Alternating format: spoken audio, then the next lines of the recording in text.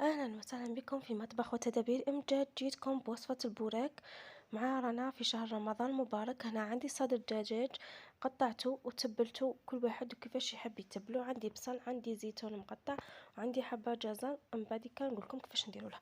هنا عندي البصل تاعي نديرو في المقلاة، نقليه مليح مليح. بعد اللي يذبالي هنا درت الزيت. بعد اللي يذبالي ندير صدر الدجاج تاعي اللي كنت متبلاته من قبل.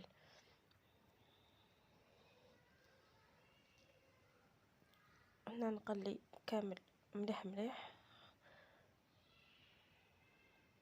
بعد اللي تتقلالي مليح مليح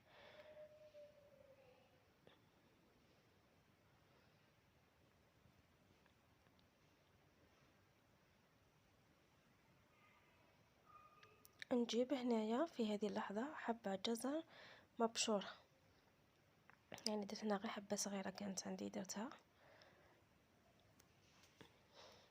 وبعدها بعد اللي يذبالي هذاك الجزر نزيد عليه الزيتون يكون مقطع رقيق، يعني لكم الاختيار تقدروا ديروه شرائح، نحبه هكا رقيق به ما يبانش.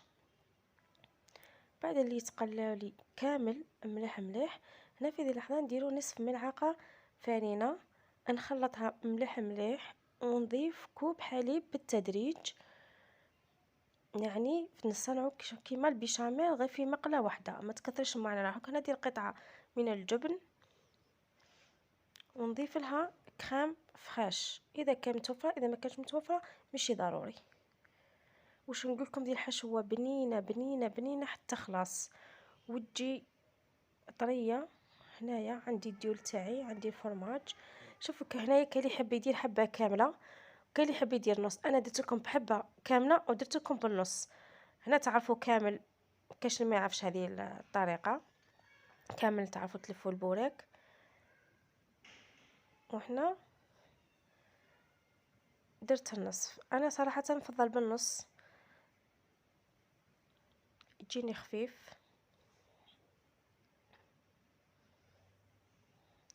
ملي وليت نديرها لهم ولاو يطلبوها لي كل مره، ولاو ما يقدروش ياكلوا حشوه واحده اخرى في البوراك. ها الفيديو امامكم، شوفوا هنا كيفاش قرمشه. شهيتكم وصحه فطوركم. اللي مش مشترك في القناه يشترك.